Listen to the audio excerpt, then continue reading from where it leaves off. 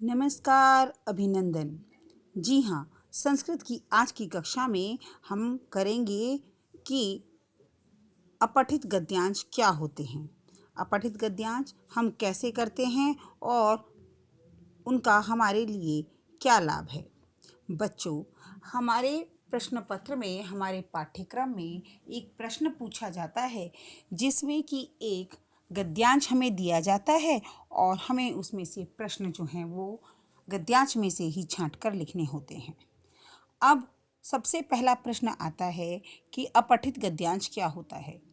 ऐसी रचना जिसे हमने पहले नहीं पढ़ा हो। अगर वह गद्य है तो गद्यांश और अगर वह पद्य में है तो पद्यांश। तो ऐसी रचना जिसे हमने पहले नहीं पढ़ा है वह अपठित गद्यांश या पद्यांश कहलाती है। इसके अंतर्गत हमें एक गद्यांश जो है वो दिया जाता है। उस गद्यांश को बड़े ध्यानपूर्वक पढ़कर हम उसके प्रश्नों के उत्तर लिखते हैं। इसी के अंतर्गत हमारे लिए सबसे पहले यह समझना आवश्यक है कि हम उस गद्यांश को बड़े ध्यान से पढ़ें, पूर्णतया उसे समझें कि इसमें क्या कहा गया है। उसके पश्चात एक एक कर प्रत्येक प्रश्न को पढ़ें और प्रश्नानुसार गद्यांश से उत्तर छांटें और फिर उन्हें सुंदर लेखन में लिखें।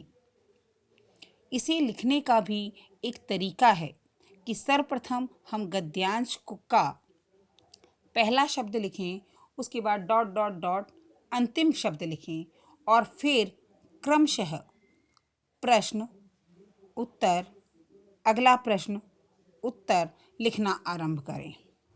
अब आपको यह समझ आ गया होगा कि अगर हमें अपठित गद्यांश करना है तो हमें कैसे करना है और इसको समझकर ही हम जो है अगला जो गद्यांश हमारे सामने आएगा उसे समझेंगे। देखिए, आपकी स्क्रीन पर एक गद्यांश है।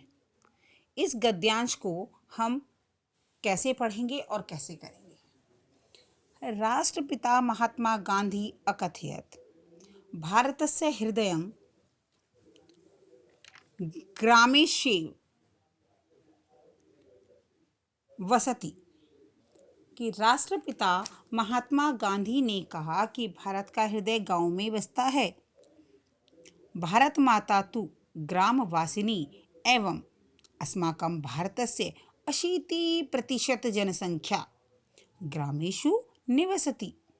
प्रतीयते यत् ग्रामाः ईश्वरस्य रचना किन्तु नगराणि मनुष्याणां। वस्तुतः ग्रामेषु नैसर्गिकं सौन्दर्यं वर्तते। ग्रामाणां जलवायु स्वास्थ्यलाभाय, नगरेषु कृत्रिमता भवति। अब देखो, हमने इस पैराग्राफ को संस्कृत में पढ़ा।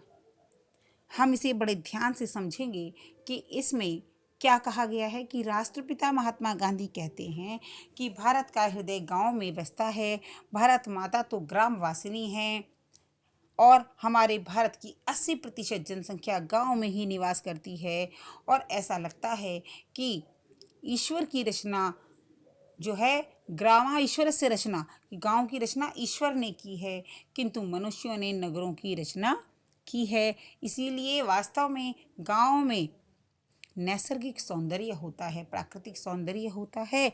गांव की जो जलवायु है वह स्वास्थ्य लाभ के लिए होती है और नगरों में तो कृत्रिमता अर्थात दिखावटीपन ही होता है।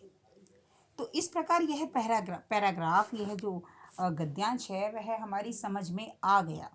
ठीक है, अब हम इसके प्रश्न पढ़ेंगे और उन प्रश्नों के माध्यम से उत्तर लिखने का प्रयास करेंगे। पहला प्रश्न, भारतस्य हृदयं कुत्र वसति। भारत का हृदय कहाँ निवास करता है। तो प्रथम पंक्ति में ही हमने इसे पढ़ा था, भारतस्य हृदयं ग्रामेष्वेव वसति। उत्तर पूर्ण। हमें कुछ भी एक्स्ट्रा या जो अधिक है वो लिखने की आवश्यकता नहीं है, केवल जितना पूछा जाए उतना ही उत्तर हमें देना है। केषां जलवायु स्वास्थ्य लाभाय भवति। तो हमने स्वास्थ्य लाभ के बारे में कहाँ पढ़ा था कि कहाँ की जलवायु स्वास्थ्य के लिए अच्छी होती है। तो आप अंतिम लाइन में देखें, हाँ अंतिम लाइन में ग्रामाणाम जलवायु स्वास्थ्य लाभाय। तो अब प्रश्न की अनुसार हम इसे लिखेंगे, ये नहीं कि हमने ऊपर से लाइन उठाई और एज इट इज़ बिल्कुल ऐसी की ऐसी ही लिख दी। हम जो है प्रश्न के अनुसार ही उत्तर लिखेंगे। केशाम अर्थात ग्रामाणाम, फिर जलवायु स्वास्थ्य लाभाय भवति। अगर हमारी पंक्ति में ऊपर भवति शब्द नहीं है लेकिन प्रश्न में है तो हम इस शब्द का प्रयोग अवश्य करेंगे। भारतस्य कति प्रतिशतं जनसंख्या ग्रामेषु निवसति। भारतस्य 80% जनसंख्या ग्रामेषु निवसति। ईश्वरस्य रचना किम अस्ति। ईश्वर की रचना क्या है। ईश्वरस्य रचना तु ग्रामाः अस्ति। ईश्वरस्य रचना तु ग्रामाः अस्ति। देखिए बीच वाली लाइन में हमें ये पंक्ति देखने को मिलती है, लेकिन फिर मैं वही बात दोहराऊंगी कि हमें पंक्ति और शब्दों के मेल से वाक्य नहीं लिखने हैं, हमें प्रश्न के अनुसार उत्तर लिखना है। और इसीलिए हम इसका उत्तर लिखेंगे ईश्वरस्य रचना ग्रामाः अस्ति। नैसर्गिक सौंदर्यं कुत्र वर्तते। नैसर्गिक सौंदर्यं तु ग्रामेषु वर्तते। जहाँ पर प्रश्न है वहाँ उत्तर, प्रश्नवाचक शब्द है वहाँ पर हमें उत्तर लिख देना है। तो कहाँ पर है ग्रामेषु, तो कुत्र की जगह हम ग्रामेषु लिखेंगे। नैसर्गिक सौंदर्य कुत्र वर्तते। नैसर्गिक सौंदर्य ग्रामेषु वर्तते। ठीक है, इस प्रकार हम अपठित गद्यांश के उत्तर लिखते हैं और अपने कार्य में सफल भी होते हैं। आगे अगर हम देखें एक और पैराग्राफ, एक और अपठित गद्यांश हम करने वाले हैं और इसके अंतर्गत हम समझेंगे एक और गद्यांश। एक और गद्यांश में थैंक यू, और इसमें देखिए अगला गद्यांश, भारतम अस्माकं मातृभूमिः। भारतम अस्मान् प्राणै अपि प्रियं, वयम् अत्र उषित्वा जीवनस्य सर्वं सुखं प्राप्नुमः। अत्र अनेके जनाः भेदभावं विस्मृत्य परस्परं भ्रातृवत् व्यवहरन्ति। एषः देशः संसारस्य सर्वश्रेष्ठः देशः अस्ति। अत्र 6 ऋतवः भवन्ति। अत्र अनेकानि दर्शनीयस्थानानि सन्ति। ऋषिकेश हरिद्वारं वाराणसी च प्रधानानि तीर्थस्थानानि सन्ति। जनाः काश्मीर भूतले स्वर्गं कथयन्ति। वयं भारते वसामः। भारतदेशः अतिविशालः अस्ति। अस्याः सौन्दर्यम् अनुपम अस्ति। अब इस गद्यांश में पूर्ण रूप से भारत के बारे में बताया गया है। समझेंगे इसे कि भारत हमारी मातृभूमि है। भारतम अस्मान प्राणै अपि प्रियम, भारत हमें प्राणों के समान प्रिय है। हम यहाँ उठकर जीवन के सभी सुख को प्राप्त करें। यहाँ अनेक लोग भेदभाव भूलकर एक दूसरे के साथ भाई जैसा व्यवहार करते हैं। यह देश संसार का सर्वश्रेष्ठ देश है। यहाँ पर 6 ऋतुएं होती हैं। अत्र अनेकानि दर्शनीय स्थानानि सन्ति, यहाँ अनेकों दर्शनीय स्थान हैं। ऋषिकेश हरिद्वार वाराणसी च प्रधानानि तीर्थस्थानानि सन्ति। ऋषिकेश हरिद्वार वाराणसी आदि प्रधान तीर्थ स्थान हैं। लोग कश्मीर को पृथ्वी का स्वर्ग कहते हैं। हम सब भारत में रहते हैं। भारत देश बहुत बड़ा है, इसका सौंदर्य भी अनुपम है। अब प्रश्न देखेंगे।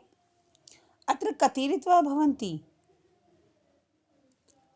इसका उत्तर थर्ड लाइन में देखिए, अत्र षट् ऋतवः भवन्ति।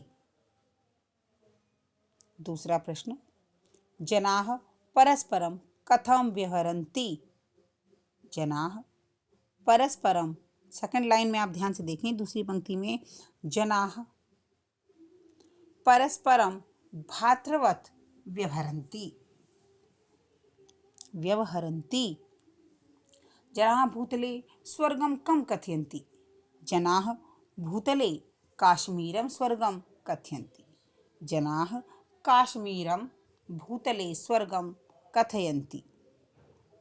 कः अतिविशालदेशः? भारतदेशः अतिविशालः अस्ति। अत्र प्रधानानि तीर्थस्थानानि कानि सन्ति? यहाँ प्रधान तीर्थस्थल कौन से हैं? अत्र हरिद्वार, वाराणसी, ऋषिकेश प्रधान तीर्थस्थानानि सन्ति। इस प्रकार हम गद्यांश से प्रश्नों के उत्तर का चयन करते हैं और लिखते हैं। आशा करती हूँ बच्चों, आप सभी को यह अच्छे से समझ में आ गए होंगे।